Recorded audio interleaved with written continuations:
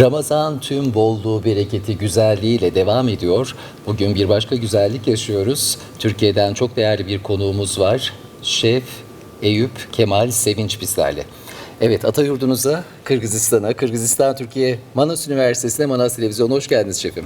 Hoş bulduk, sağ olun. Büyük mutluluk duyuyoruz sizi burada ağırlamaktan. Bu kadar güzel bir ayda, bereket bolluk ayında, Ramazan'da ne iyi ettiniz de geldiniz. Sağ olun, çok teşekkür ederiz. Şerizat, müjdeyi verelim mi hemen? Албетте.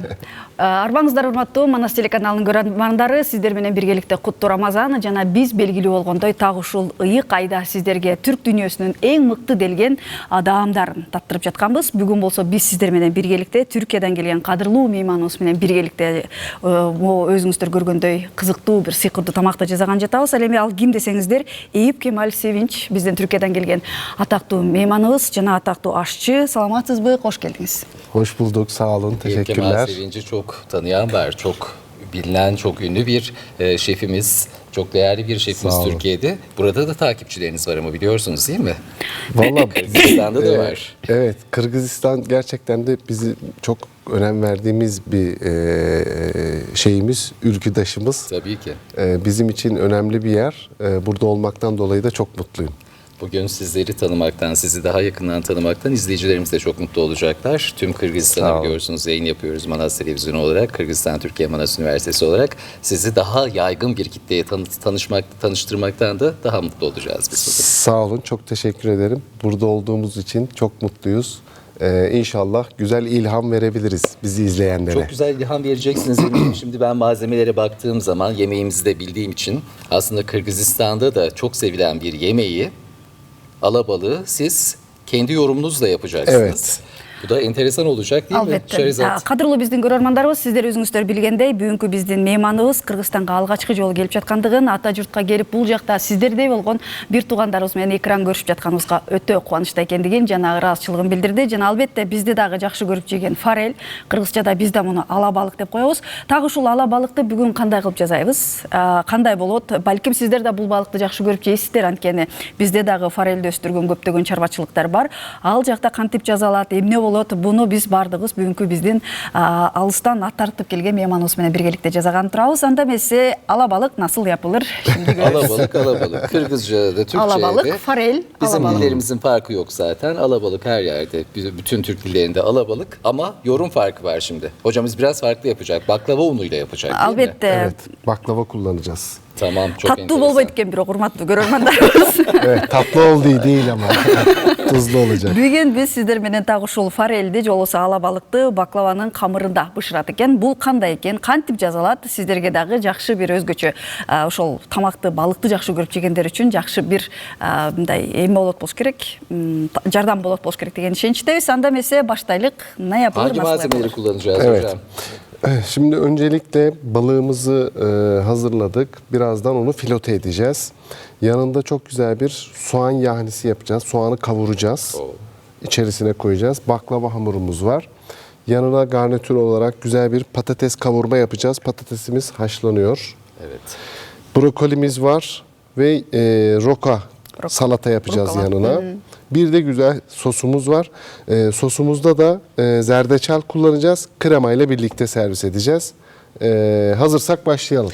Албетте, баштай берелим. Сиз Tamam. айтканды эле жегибиз келип шилекейибиз ага баштады. Анда эмесе биринчи эмне кылыш керек экен? Биринчи ошол бизди балыгыбызды даярдап алганда союп, ичин тазалап Şöyle алгандан yapalım. кийин бизге пияз керектелет экен. Пияз болсо азыр кууруп алабыз. Жакшынакай кылып Bunu ага açıktı mı o?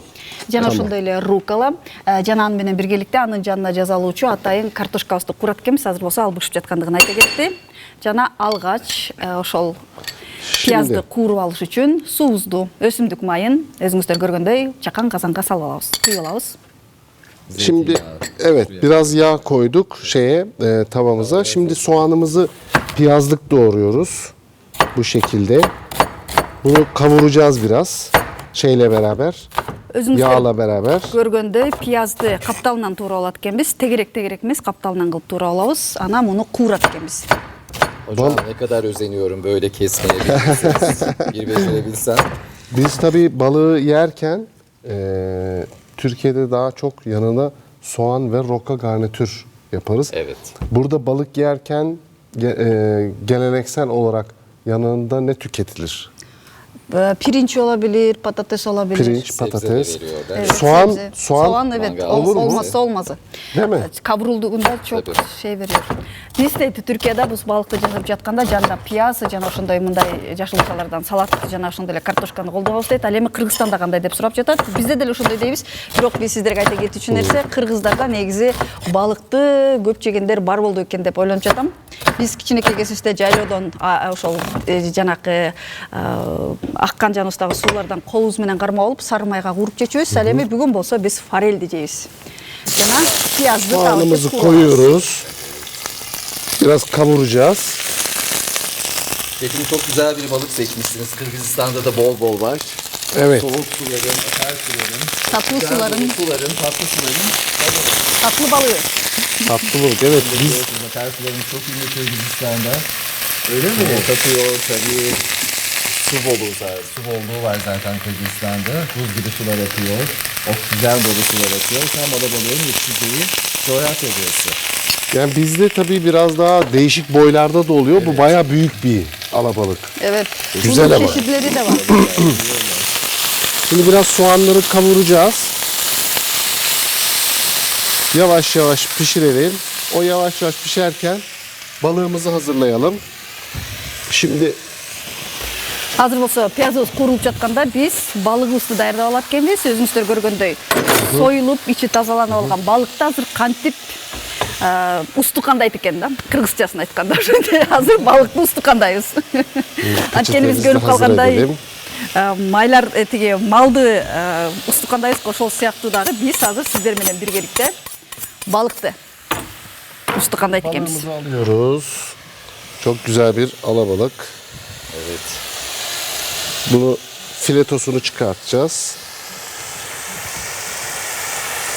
İlk önce yüzgeçlerin olduğu kısma bir şey yapalım. Өзүңүздөр көргөндөй так ушундай кылып балыктын башын кесип алат экенбиз.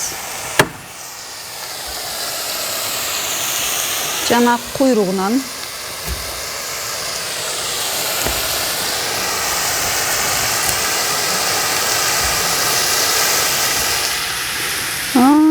кабырга эттерин монтип алып алат экенбиз, урматтуу көрөрмандарыбыз, өзүңүздөр көргөндөй. Bayağı güç de istiyor Şerizat. Evet. Устабыздын өзүнүн бычактары болсо шакылдатып эле кесмек болуш керек. Oba. Şef bıçağı. Biz şimdi bu şekilde alacağız.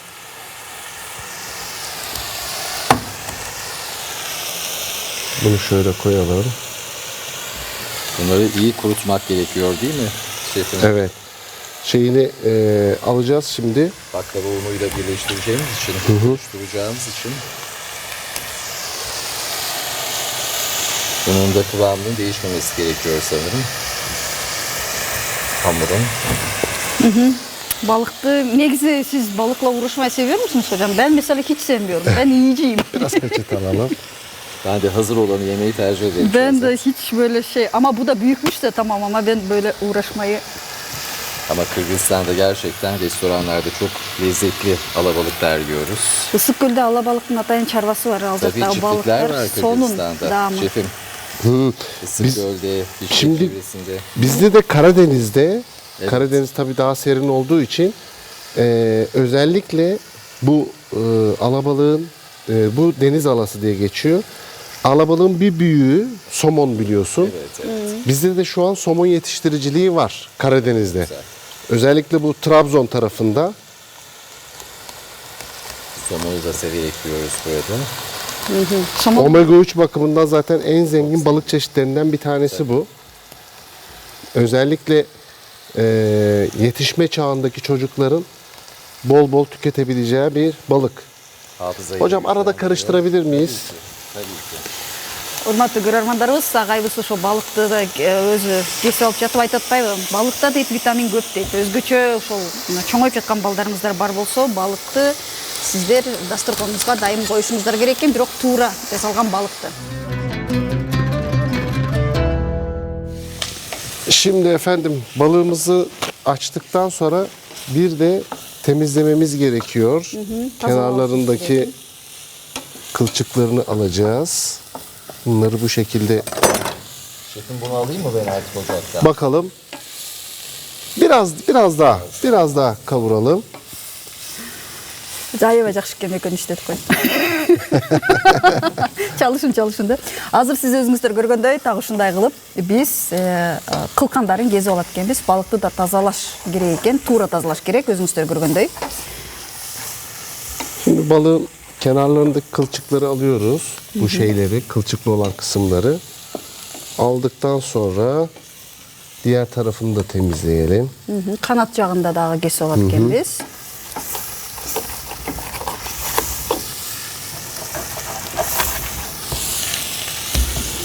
Агайга пияз курган аябай жакты.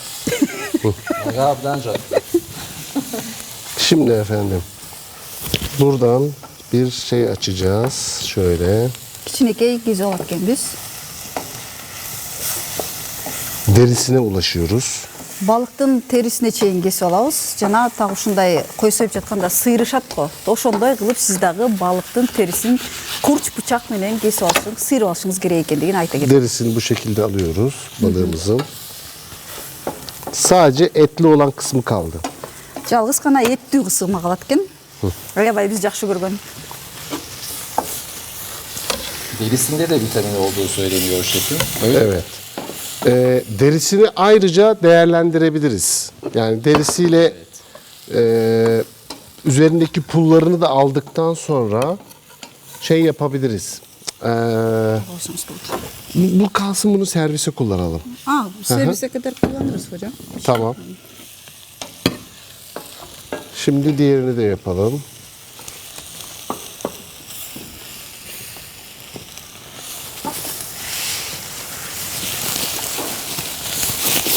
Derisiyle ne yapılıyordu şefim? Merak ettim. Derisinin üzerindeki pullarını aldıktan sonra şeyde kızartıyoruz, derin yağda.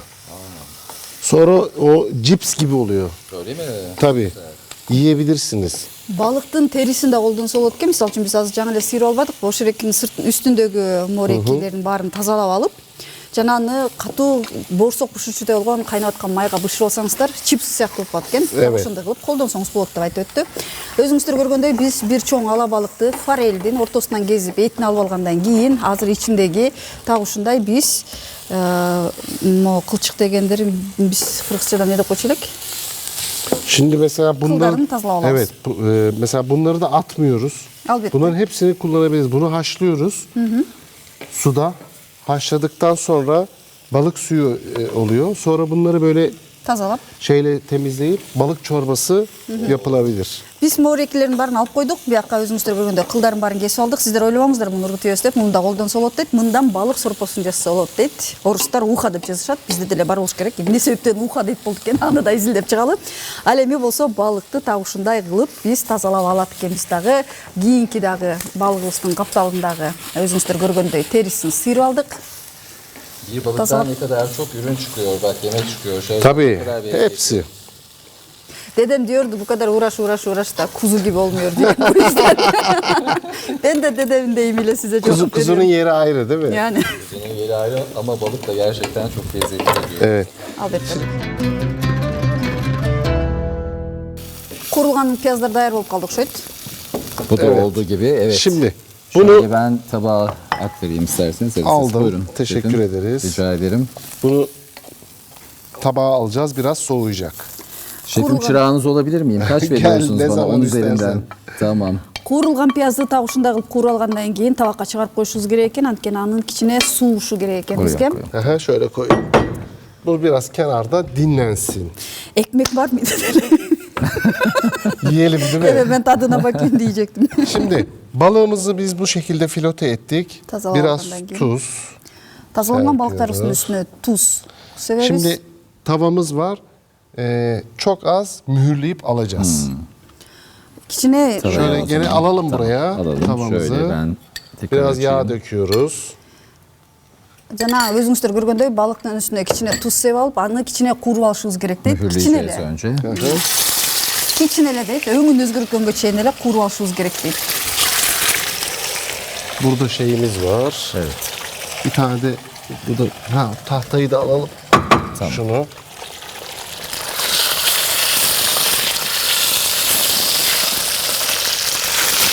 Seçim böyle alayım size. Bu tamam. Tabağımızı alalım şöyle. Өзүңүздөр көргөндөй тетигиндей кылып ала кылып кууруп алат экенбиз.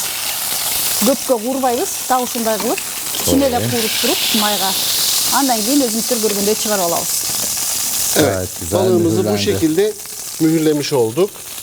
Tavamıza alıyorum. Şuraya koyabilirim üstüne. Evet. Koyduk. Şimdi balığımızı bu şekilde mühürledikten sonra şimdi artık bunları baklava ile birleştireceğiz. Bunu da kaldırıyoruz. Bunda da işimiz bitti. Азыр болсо өзүңүздөр көргөндөй баклава камырын менен чогуу оройт окшойбуз. Evet. Baklava hamurunun özelliği nedir hocam? Bu çok, Neden buna? çok ince açılmış. Kat kat oluyor. Biz bunu kat kat yapacağız. Çıtır çıtır olacak. Gevrek olacak. Эмне себептен баклаванын камырын колдонобуз деген сурообузга кайра жооп берип жатат. Анткени бул жука жайлат дейт жана бышкандан кийин кадимкидей жанагындай кытырап турат дейт. Кытырап болгондугуна байланыштуу. Ошол себептен ушул камырды колдонот экенибизди айта кетели. Жана Hocam hamurla buluşturmak nereden aklınıza geldi balığı? Bir gün hazırlık yapıyorum. Menüyle ilgili bir çalışma Evet. yapıyorum mutfakta. Yeni menü çalışması bu. Balıkla ilgili bir yemeğim eksik. Geziyorum mutfağın içerisinde. Arkadaşlar da levrek balığını hazırlıyorlar. Dedim ki levrek balığıyla dedim bir yemek koyayım o zaman. Pastaneye gittim. Orada da baklava yapıyorlar. Öyle mi? Baklava açıyorlar. Dedim ki acaba ben balıkla baklavayı buluştursam nasıl olur? деп ойлондуңуз. Жана ошентип ушундай Bir tane daha koyacağız. böyle. Çok güzel bir, çok Gayet- yenilikçi bir düşünce olmuş Sonra- gerçekten. Gittim hemen baklava hamurunu aldım pastaneden. Kat kat açılmıştı. Balığı koydum içerisine. Fırına attım, pişirdim. Tattım, dedim tam olmadı. Bir şey eksik. Çünkü balıkla bir şey buluşması lazım. Sonra aklıma soğan geldi. Soğanı kavurdum. Bu sefer baklava hamurunu açtım. Soğanı koydum, balığı koydum, tekrar soğanı koydum. Tekrar baklavayı kapadım. Bu sefer biraz da üzerine kızarması için tereyağı sürdüm. Şimdi süreceğiz birazdan. Tekrar pişirdim. Çıkarttım çıtır çıtır. Dedim tamam bu sefer oldu. Nefis. Uyuştu. Бүгүнкү биз жасап жаткан тамагыбыз ушул балык агайыбыздын өзүнө тиешелүү рецепти өзүнө тиешелүү болгон тамак экен. Анан ошону жасап берип аткан тарыхын айтып берди. Азыр мен сиздерге кыргызча отуруп берейин. Албетте дейт, мен бир күнү меню жасап жатып ойлондум дейт, эмне жетишпей жатат деп. Балык жетишпей жатат дейт. Кандай кылып жасансам деп ойлондум. Анан эки жакты карап, жаныбыздагы ошо навайчыга барсам, ал жакта баклаванын камырын жайып жатып атышыптыр дейт. Аны көрдүм дагы, буга ороп көрсөм кандай болот деп. Анан алып келип ороп көрдүм дейт. Бир нерсе жеп көрдүм, жетишпеген сыяктуу дейт. Андан кийин ага пиязды кошушум керек экен дейт. Таап анан пиязды кошуп, так ушундай кылып, анан жазоону туура көргөндүгүн айтып атат. Өзүңүздөр көргөндөй баклаванын камырын алып алат экенбиз, так ушундай кылып жаят экенбиз. Жана дагы дамдуураак болгону үчүн пиязды тапканын айтты. Hocam anlatmaya başlayın siz. Tamam. Şimdi biz bunu yaptık. Böyle alıyoruz soğanımızı. Kuru. Şimdi bu 8 kat. Çok ince ama 8 kat. Өзүңүздөр көргөндөй бул камыр 8 каттан турат. Анын үстүнө өзүңүздөр көргөндөй пияз, куурулган пиязыбызды кошуп алат экенбиз. Biz bunu yaptıktan sonra soğanımızı koyuyoruz bu şekilde. Balığımızı alıyoruz. Balığımızı koyuyoruz. Üstüne balığыбызды коет Aha. экенбиз. Peçete alalım. Ишимди унутуп калган турбаймынбы, мен печете жиберип болуп атпадым беле. Şimdi Ağzı tekrar üzerine Өзүңүздөр soğan. көргөндөй дагы бир кат пияз коет экенбиз. Hocam Türk mutfağı çok zengin ama Evet. Türk insanı deneysel çalışmadan da duramaz. Mutfakta Kesinlikle. özellikle değil mi? Ne kadar güzel bir Kesinlikle. yemek ortaya koymuşsunuz. Şimdi efendim.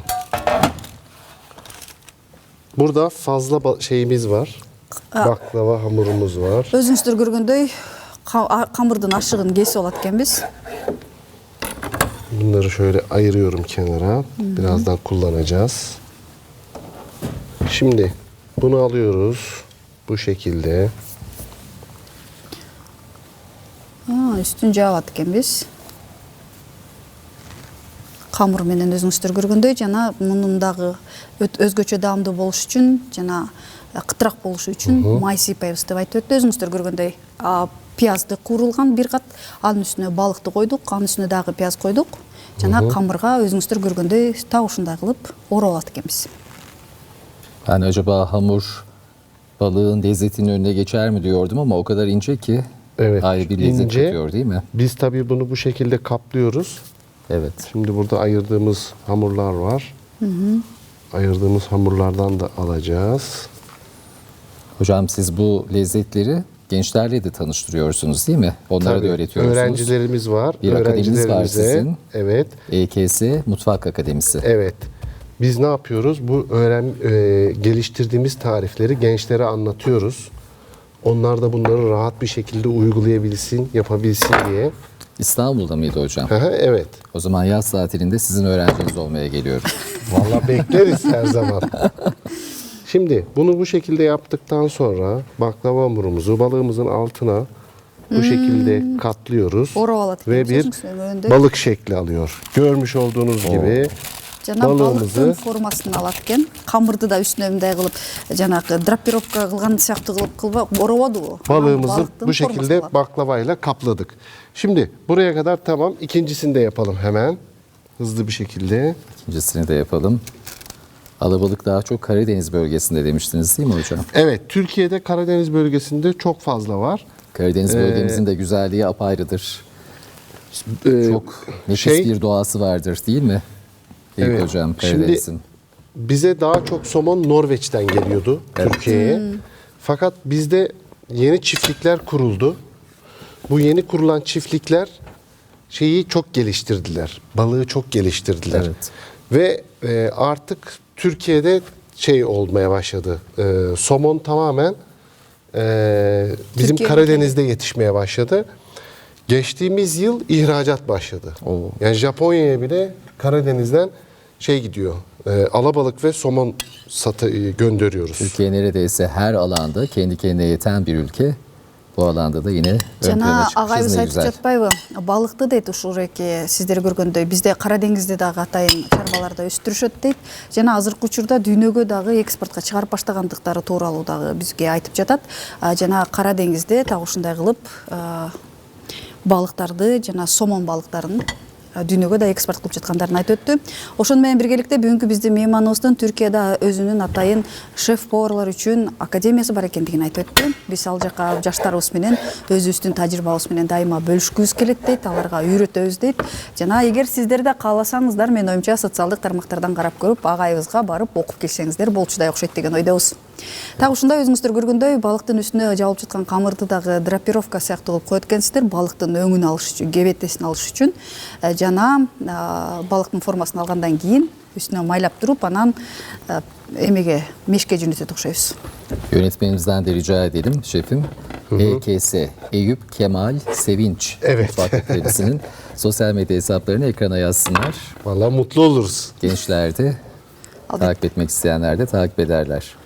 Өзүңүздөр көргөндөй четтериндеги ашып калган камырларды кесип алып, андан кийин балыкты ороп, балыктын формасын берип туруп, анан так ушундай табага коюп алат экенбиз. Бул камырлардан baklava жазаңыз эми. Evet. Hocam Şimdi kalmasın bu hamurlar. biz bunu bu şekilde yaptık. Üzerine Tereyağı da tereyağı koyuyoruz. Üstüne sarı may, kaymak maydı koyup ekенбиz. Tak ушундай кылып. Baklava hamuru hem çıtır olacak bu şekilde. Tereyağı emecek. Tabii. Hem de, kurumayacak. Çok lezzetli olacak. Albatta. Yani bizim için önemli olan lezzet. İçinde nefis bir balık var. Biz için Muhteşem bir эң маанилүү нерсе бул албетте даам дейт. Ошол себептен биз мондай кылып майды койгондо май камырга сиңип, ал дагы өзүнчө жана кытыраган нандай болуп кытыраак болот дейт. Өзгөчө даамдуу болот дейт. Элестетсеңиз ичиндеги балык менен укмуштуудай даамдуу берет болуш керек деген ойдобуз. Өзүңүздөр көргөндөй биз üstüne sarı may Evet, şimdi сыйпап алабыз. bunu fırına atacağız. Fırına Kaç derece Fırınımız olması sıcak. lazım? 180 derece ortalama 17-18 dakika. 20 dakika olsa Olabilir. hadi 20'den anlaşalım. 180 gradustagı meşke 18-20 kapatıyoruz. minutта koyup ekенбиz. Дагы анан бышып калат экен буюрса. Şimdi biz bir tezgahımızı temizleyelim, devam edelim. Evet, şimdi balıklar fırında pişiyor. Sıra geldi garnitürlerimizi yapmaya. Biraz önce patateslerimizi kabuklu olarak haşladık. Şimdi bunları soyacağız. Şöyle gösterelim. Size de göstereyim, beraber soyalım. Hocam buyurun. Tamam. Herkese haydi bir tane. bakalım. Сууга бышкан Hepimize bir картошканы tane. дагы ушундай кылып арчып ала турганыбызды айта кетели, урматтуу биздин көрөрмандарыбыз. Bunları kavuracağız baharatlarla. Анткени сууга бышкан картошкаларды азыр биз кууруп алат экенбиz. Менин картошкам çok şey olmuş. Ama çok güzel patates bu arada. Evet, Böyle çok tatlı. kokusu ve şeyi lezzetli görünüyor yani. Patatesin kendisi güzel. Kırgızistan'da her şey doğal yetişiyor şefim. Ben onu fark ettim. Buradaki ürünlerin özellikle süt acayip hoşuma gitti. Süt çok güzel. Yani çok böyle Hayvanlar. yağlı, şeyi kaliteli. Hayvanlar gerçekten doğal Çok besinlerle mutlu besleniyorlar. Çok mutlular değil mi? Antibiyotikle beslenme yok. Onun için gerçekten süt çok kaliteli. Değil Ama mi? süt ürünleri de daha fazla olsa ne güzel olur değil mi şefim? Ya evet, dün biz bölüm başkanımız Ümit Hoca ile konuşuyoruz. Evet. Anlattık böyle şeylerimizi. O da bana peynir çeşitlerinden bahsediyordu. Dedik kaşar peyniri var sadece. Tam beyaz peynir de var. Bizdeki gibi ezine tarzı. Evet. Ama mesela neden bir tulum peyniri yok? Değil mi? Neden Olmasın. Yani neden Olsun olmasın? tabii. Yani- Daha farklı peynir çeşitleri. Çünkü şey çok kaliteli süt. Çok Ya lezzetli. oranı çok yüksek, Evet. çok lezzetli. Албетте бизде сүттүн дагы картошканын да эттин дагы даамы сонун экендигин айтып жатат агайыбыз. Эмне себептен бизде Teşekkür дейт ederim. бул мисалы үчүн ошо сүттөрдөн көптөгөн сулжаз дедик артык. мисалы үчүн сырдын түрлөрү аз дейт да. Агайыбыз айтып жатпайбы, башка дагы сонун сырларды жасаса болот дейт. Албетте дедик, биз дагы жасаганга азыр технологдорубуз иштешип жатышат болуш керек, жазалат болуш керек деген ишеничтебиз. Эгерде бизди көргөн ишкерлерибиз бар болсо, эмне менен алектенип жатам десеңиздер, так ушундагы ойлонуп көрсөңүздөр болчу да экен. Албетте Кыргызстандын суусу жана жеринде эч кандай дары дармектер колдонулбагандыгына байланыштуу биздеги бул жактагы өсүмдүктөр дагы, эт дагы, суу дагы даамдуу экендигин дагы бир жолу мактап айта кетели. Албетте буну дагы сактап калышыбыз керек экендигин дагы баардыгыбыз жакшы билебиз. Ошол себептен так ушундай темпте улана берет окшойбуз. Өзүңүздөр көргөндөй картошкаларды тазалап алдык. Şefim bu arada Kırgızistan Türkiye Manas Üniversitesi'nde de çok güzel ürünler yetiştiriyoruz biz. Mantarından yeşilliklere kadar seramız var burada. Oo, çok Tabii. iyiymiş. Ümit Hocam söylemedin. Tabii. Burada Veteriner yetişiyormuş her Fakültesi'nde, şey. Ziraat Fakültesi'nde çok güzel ürünler yetişiyor. Peynir de yapıyoruz. Dubai çikolatası bile yaptık. Maşallah. Bödönönün yumurtkalarından beri var. Hemen şeyimize bakalım. Buyurun, buyurun. Şimdi patatesimizi burada kavuracağız. Burada bir şeyimiz var. Bir kepçemiz vardı orada. Alabilir miyim kepçe? Bu arada hocam şimdi şöyle bir şey yapacağız. Patatesi haşladık ya. Evet. Şimdi o doğal bir şeyimiz bizim. Biz ne yapacağız? Burada şeyimiz var. Brokolimiz var. Ben Brokolinin garnitür yapacağım. Yapraklarını alıyoruz. Hı hı. Өзүңүздөр Böyle birkaç көргөндөй tane. суу азыр биз буга дагы брокколини кошот экенбиз. Бунун ичинен küçük маймундар чыгacak gibi. Урматтуу Bunları şimdi көрөрмандарыбыз, atalım. брокколини алып, Bunlar haşlansın. өзүңүздөр көргөндөй картошка бышкан сууга кичине Teşekkür ederiz. борк этирип алат экенбиз, кыргызча айтмакчы.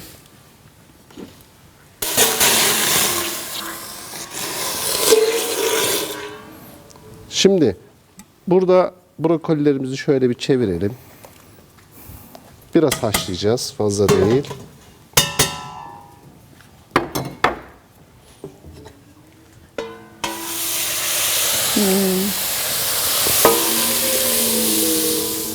Tekniği görüyor musun Şehrazat? Görüp аябай bayılıyoruz. Ya. Burada kremamız var. Kremamızı alıyoruz. Kremamızı içerisine Сливканы döktük. кошуп атабыз, өзүңүздөр көргөндөй. Hocam şu tarafa koyalım. Şimdi buna biraz tuz ekleyeceğim. Жана сливканын үстүнө кичине туз кошуп, Bir de zerdeçalımız var. зердечал кыргызчасы агай өткөндө эмне деп айтып аттыңыз эле? Куркума. Куркума майдаланган куркуманы так ушундай кылып кууруп алат экенсиздер. Böyle yavaş yavaş kenarda, çok yüksek ısıda değil. Şimdi hocam şöyle yapıyoruz. Patateslerimizi de böyle birkaç parçaya bölelim. Sizden rica etsem biraz yağ dökebilir misiniz tavaya? Tabii. Bu çok lezzetli oluyor patates. Biraz da baharat koyacağız. Balığın yanına bunu yapacağız. Müthiş. Çok güzel gidecek. Kavurarak. hem besleyici hem de lezzetli. Yani kokusu bile çok güzel ya. Rengi falan değil mi hocam Çok patatesin? çok çok nefis Benim gerçekten. Türkiye'de memleketim Bolu. Oo. Karadeniz tarafında. Bizde de patates böyle güzel olur. Türkiye'de şefimiz gibi çok ünlü şefler genelde Bolu'dan çıkar zaten. Болу шаарынан келиптир, жана ал жакта да биздин картошкаларыбыз аябай даамдуу деп. Биздин да картошкаларыбыз аябай даамдуу экендигин эскертип айта кетели. Yani benim memleketteki patateslere benziyor. Çok güzel. Çok doğal. Жана өзүңүздөр Kırgızistan'da etimiz de çok doğal değil mi Şerizat? Dün kuzu yedik. Her şey. Çok güzeldi. Çok Yani çok bayağı lezzetli. Gerçekten lezzetliydi. en lezzetli etleri burada bulursunuz. Şimdi efendim bu okey. Bunun içerisine patateslerimizi döküyoruz. Evet ben агай brokolileri брокколилерди alayım. чыгарып атат. Сууга кайнаган Sevgiyle çıkardım Şerizat. эң son. Hocam süpersin.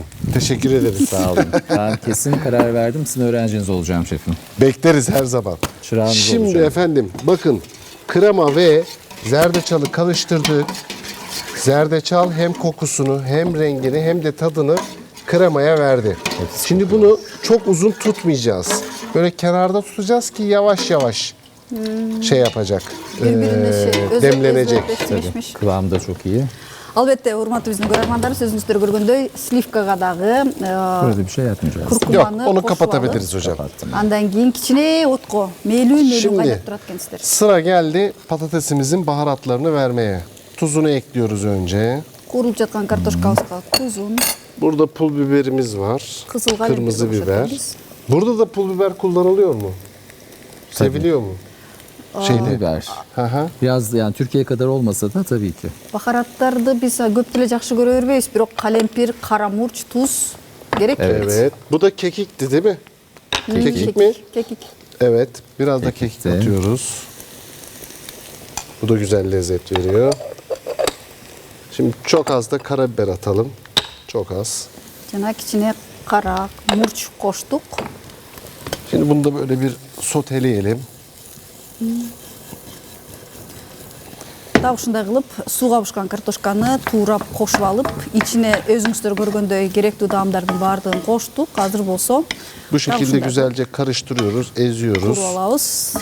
Пюре сыяктуу кылып эсет окшойбуз. Şimdi tekrar balığımızı bir kontrol edelim hocam. Oo çok lezzetli görünüyor şefim. Balığımızın üzerindeki tereyağı eridi. Şimdi yavaş yavaş pişmeye başladı. Bakın sertleşmeye başladı. Az yükseltiyoruz kızarması için. Evet. Şu anda 12-13 dakika oldu. Bir 6-7 dakikamız daha var. Biraz yükselttim üzeri kızarması için. 180 градустагы ичине койгонбуз балыгыбызды. Азыр болсо ошол бир 10 мүнөт өткөндөн кийин текшерип көрүп, майлары эрип, камырга жакшы сиңгенден кийин кытыр-кытыр болуп бышышы үчүн аны биз дагы Şimdi hocam bunun altı da açıktı. Biraz Bunu da suçu kapatalım. koyacağımız. Onun sıcaklığı yeterli olur. Şuydu Evet, değil mi? evet, o. Tamam. Bunun sıcaklığı, ocağın Demlemeye sıcaklığı devam edecek sosa olur. yetecektir. Şimdi bir parça da tereyağı patatese. Куурулуп жаткан картошкабызга кичине сары май, каймак майын кошуп алып экенбиз. O da güzel lezzet verecek. Şimdi eriyecek içerisinde. Zeytinyağı, tereyağı her zaman yemekleri Evet. lezzet katar zaten. Oh nefis oldu. Tereyağı patatesle buluşunca eriyor içerisinde sıcaklığını ve lezzetini veriyor. Evet, sosumuz hazır. Patatesimiz hazır. Brokolimiz, sebzemiz hazır. Balığımız da fırında 5 dakikamız var. 5 dakika Biz boyunca. birazdan balığımızın tabağını hazırlayacağız. O zaman Harika. ben şimdi burada programdayım. Kırgızistan'dayım. Size sorularım var. Kırgız mutfağı ile ilgili. Hazır mıyız? Hap hazırız Bizim de hocam. size sorularımız var. Tamam. Karşılıklı soralım. Tamam. O zaman hemen önce sorayım. Kırgızistan'da geleneksel mutfaklarda en çok sevilen 3 yemek. En çok sevilen 5 olmasa parmak, mantı, öbürünü de sen söyle. olmaz. Hepsini söyleyeyim mi hocam? Buğdak. Doğru. Mantı zaten değil mi? En meşhurlardan bir tanesi. Ama mantı biraz farklı burada biliyorsunuz. Biraz büyük oluyor. Şimdi Türk dünyasının gerçekten her türlü ortaklığı gibi mutfağı da ortak. Evet. Ama mesela bugün çok güzel bir tercih yaptınız alabalık. Kırgızistan'ın Evet. da balığı. Ama mantımız biraz farklı bizde. Bizde ne denir şefim? Bir kaşığa 40 mantı sığdırılır değil mi? Evet, Kayseri'de özellikle çok önemli. Yani Kayseri mantısı bizim meşhur olan böyle küçüktür, çok Evet. küçüktür. Ama burada bir kaşığa bir mantı sığar ancak. Heh. Onu söyleyeyim. Neden O şefim? iki de olabilir. Böyle Büyük bir şey de vardı değil mi? Gelinler için falan böyle bir ritüel vardı. Aynen öyle. Onu bir hatırlatır mısınız bize? Şimdi kaynana kızı seçerken Evet. oğluna Şehzadeyi dinle. diyor Bekar ki, Şehzade. diyor ki eğer diyor bir kaşığa diyor 40 tane sığdırırsan diyor sen benim gelinim olabilirsin. Ne yapıyor kızlar da o zaman yapıyorlar böyle çok küçük yapıyorlar. Ama kaşık şimdi bu değil. Eski kaşıklar biraz daha büyük böyle değil mi? tahta kaşıklar. Evet, Tahta evet. kaşıklar biraz daha büyük. Onun içerisine 40 tane sığdırıyor ve gelin olarak alıyor kızı. Aslında karakterini mi ölçüyor? Çünkü bakın şimdi onu Sabır. sığdırmak için sabır gerekir. Ya bak. Değil mi? Evet. Ya. Marifet Kesinlikle. gerekir. El marifeti değil mi? Aslında birçok şeyi Dikkat gerekir. Birçok Her şey şeyi barındırıyor yani. Azim gerektirir onu 40 yapar. Azim tane- gerekir tabii. Kolay mı? 40 tane mantıyı yapıp kaşığa sığdırmak dediğin gibi sabır, yetenek, Tabii yetenek. strateji, Hiç kolay değil. her şeyi barındırıyor Şehzat'ta yani. hepsi var maşallah. Урматтуу көрөрмандарыбыз, өзүңүздөр көргөндө айтып жатпайбы, биздин ошол орток ашканабыздагы даамдар жөнүндө сүйлөшүп жатып, мисалы үчүн дейт биздин эмелерибиз, мантыларыбыз кичинекей, түрктөрдүкүн билесиздер, кичинекей болот жана мондай сорпо кашыгы илгери жыгачтан жасалган кашыктын ичине 40 батчу экен. Ошондой бата турган болсо, ал келин кылып алам деп айтышчу экен да, ошол себептен айтып жатышпайбы азыр тамашалап, аны жасаш үчүн талант керек дейт, сабыр керек дейт, кандай ошентип анан келиндерди тандап алышчу экен. Ал эми мен бизде ушундай барбы, кандай келиндерди жакшы кыздардын арасында мыкты тамак жасагандар бар болсо алабызбы дегенде барбы деп карап көрсөм, биз башкача Biraz daha нерсени карайт kızaracak экенбиз. hocam. Биз 2 dakikası daha. бул колунан жакшы иш келеби, боз үйдү жакшы тиге алабы деген нерсесине карайт экенбиз, урматтуу биздин көрөрмандарыбыз. Бизде эле кызларга емек şeylerini yapılmıyor. Bizde boz üyü yapabilir mi? İğne işi güzel mi? Ata binebiliyor mu? O da güzel. Değil mi? Öyle yani. Ama baktığın zaman mesela benim de burada gördüğüm yemekler hep lezzetli. Kırgızistan'da. Çok. Değil mi? Yani Çünkü baharatsız. sosyal hayatımızın içerisinde yemeğin önemi Evet, büyük. çok büyük. Değil mi? Yani bütün Tabii. Türk Olmaz coğrafyasında. mı? Evet. Olmaz Mesela mı? ben Özbekistan'a da gitmiştim, Azerbaycan'a da gitmiştim, Kazakistan'a da gittim, Kırgızistan'a da ilk defa geldim. Burada da onu gördüm. Yani yemek sosyal hayatın en önemli noktasında. Çok doğru. Onun için ne yapıyoruz? Şefim, biz bu Türk dünyasının birlikteliğini çok daha bir olmasını istiyoruz ya her zaman. Evet. Şefleri buluşturuyoruz. Manas Televizyonu olarak, Kırgızistan Türkiye Manas Üniversitesi olarak böyle ortak programlar yapıyoruz beraber. Söz mü? Agayüstü Tabii ki toyga de. jiberiş gerek. Harika. Bir yolu bizde buradaki olan toylara gitmeniz gerekiyor. O zaman görürsünüz neler var. Daha neler var, dastarhanda. neler. Evet, dastarhanda neler var. Mesela kefir Türkiye'ye de geldi. Kefir burada çok Evet. yaygın biliyorsunuz. Atavatanı, Kırgızistan, kefirin. Bir de kurut tattınız mı?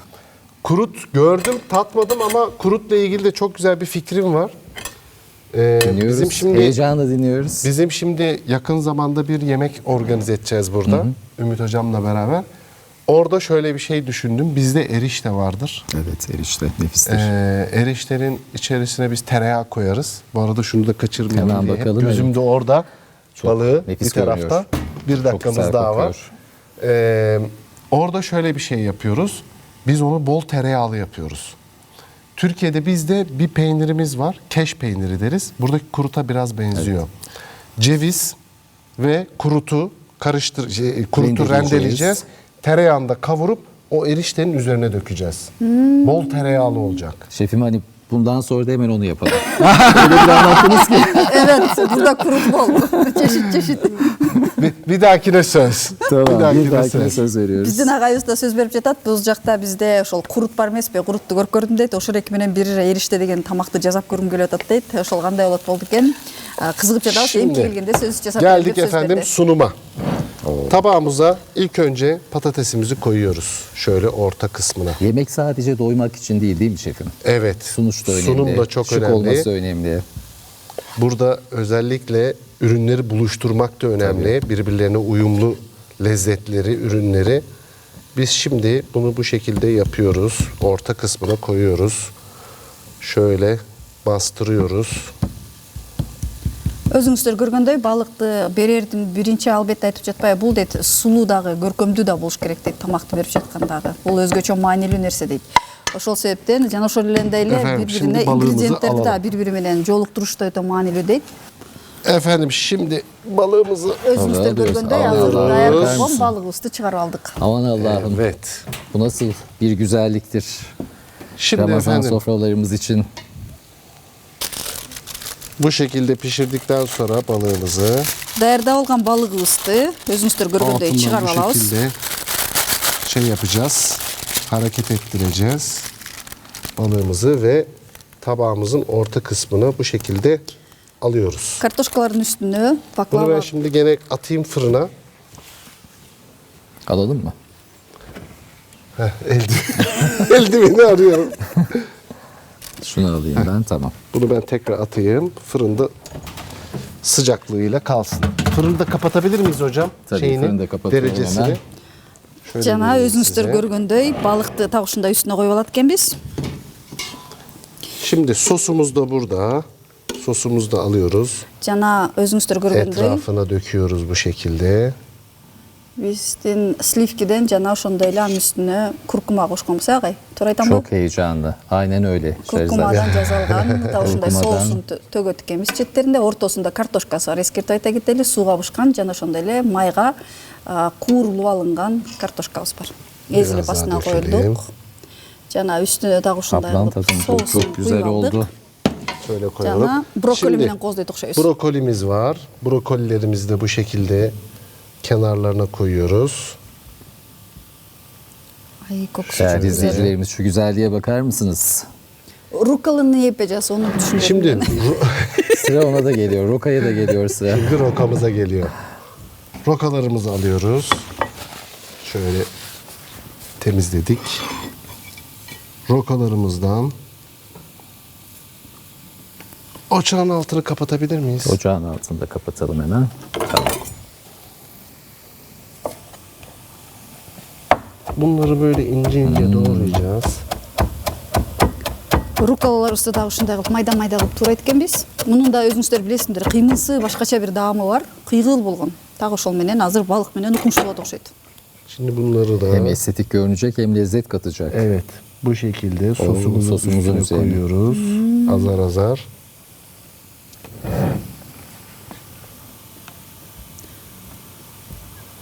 Görünüm süper. Harika oldu Şerzat. Kokusu süper. Şefim, elinize sağlık. Ne kadar güzeldir. Neler yaptınız siz? Bu Vallahi kadar bu kısa süre balık- içinde. Bu balığa bu yakışır. Gerçekten bu Бул yakışır. балыкка ушундай нерсе жарашат дейт биздин коногубуз. Yani özellikle ben alabalığı seçmek istedim şeyde burada. Çünkü ortak şeyimiz, Tabii, değerimiz. tabii. Biz de çok seviyoruz alabalığı. Burada da çok yaygın. Ama önemli bir ürünümüz de bizim baklava. Tamam, baklava tabii. tatlı olarak çok seviliyor. İşte fıstıklı falan. Şimdi o hamurun lezzetini biz balıkla buluşturduk. Ne iyi yaptınız. Şimdi biz de İçerisinde lezzetle güzel soğanı var. Elbette. O bunu böyle bıçakla kestiğinizde balık eti ve soğanı ve ekmek gerekmiyor yani baklavan olduğu için.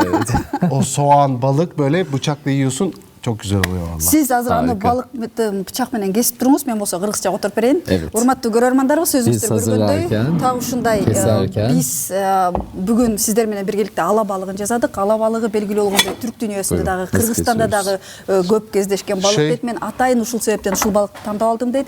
Жана ошондой эле баклава дейт. Баклава бул түрк элинин, түрк ашканасынын эң мыкты делген даамдарынын бири. Так ошонун камыры менен оролуп жасалдым дейт. Жана ушул түрк дүйнөсүнүн ортосундагы биримдүүлүктү, достукту бекемдегенге аракет кылып атайын ушундай кылып жасагандарын белгиледи. Ал эми азыр болсо биз сиздер менен биргеликте так ушул балыкты ичин көргүм келип атат, кандай болду экен, азыр кесип көрөбүз. Hadi. Şimdi de artık servis etme zamanı. Geldi. Balığımızın tadına bakalım mı? Bakalım mı ne Bekliyorum demek? ben. Deminden beri, Ben programın de başından beri bu anı bekliyoruz biz. Tamam. O zaman şöyle yapalım. Burada bıçağımız var. Şöyle Oo, nefis. kesiyoruz. Bakın. Hem soğan Bakar hem mısınız şuraya, ne kadar nefis koktu. şöyle yapacağım. Bir tane böyle. Şöyle kesiyorum.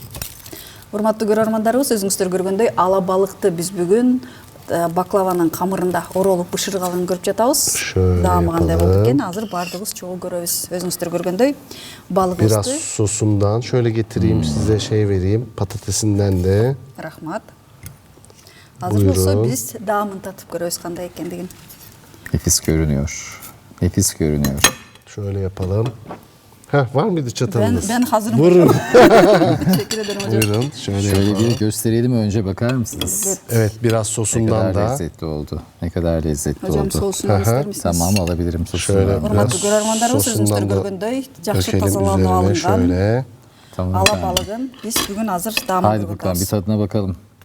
Ben de şuradan şöyle biraz alıyorum. Patatesle beraber. Patatesle beraber değil mi? Evet, patatesimi de aldım. Şöyle Bir tadına bakalım şöyle. çıtır baklavasından. Баардыгын кошуп туруп азыр даамын көрөбүз. Öf. Pis kokuyor Ciddi çok gerçekten.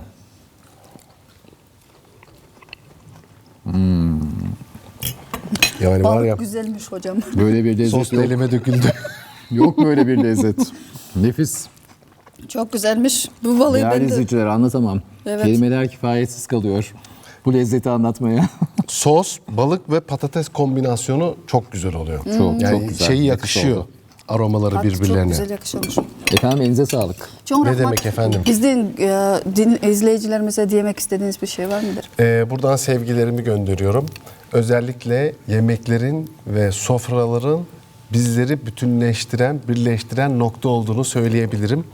Ortak değerlerimizin de çok olduğunu görüyorum. Buraya geldiğimde de gördüm. Gerçekten de ortak değerler çok fazla. Kırgızistan'a ben ilk defa gelmiş olmama rağmen kendimi evimde gibi hissediyorum. Evinizde gibi hissediyorsanız hiç gitmeyeceksiniz bundan sonra. Sözümüzü de aldık. Türk Dünyası şeflerini buluşturuyoruz artık. Bol bol böyle programlar yapıyoruz. Kırgızistan Türkiye Manos Üniversitesi rektörlüğümüzde zaten Türk Dünyası ile ilgili her türlü şeyi sonuna kadar destekliyor. Kırgızistan Türkiye Manos Üniversitesi'nin Türk Dünyası'nın birlikteliğine katkısı çok büyük. Evet. Çok teşekkür ediyoruz. Demek Sağ olun. ki bundan sonra Türk Dünyası şefleriyle çok güzel programlar yapmaya devam edeceğiz. Bugün çok mutlu bir günümüzdü. Kutlu Ramazan programında. Bu Ramazan ayının en güzel günlerinden biriydi Manos Üniversitesi'nde. Çünkü Eyüp Kemal Sevinç şefimiz bizlerle birlikteydi. Kırgızistan'da da çok sevilen bir yemeği yaptık ama onun yorumuyla yaptık. Baklava onun da alabalık. Evet. Çok teşekkür ediyoruz kendisine, bir kez daha şeref verdi. Bir başka programda görüşme dileğiyle. Hoşça kalın değerli izleyicilerimiz. Бизди мейман осы сөзүндө айтып жатпайбы, бизден ушул экрандарда көрүп турган туугандарыма салам айтам дейт, өзүмдүн саламымды жана урматымды алып келдим дейт. Мен албетте Кыргызстанга биринчи жолу келдим дейт, жана өтө кубанычта экендигин айтып өттү. Бүгүн биздин студиябызга келип сонун тамагын жасап берген агайыбыздын ысмы Eyüp Kemal Sevinç болду. Колуңузга береке, чоң рахмат. Абдан даамдуу болуптур. Ал эми урматтуу көрөрмандар, кайрадан эфир толкундан көрүшүп угушкучакты, аман туруңуздар.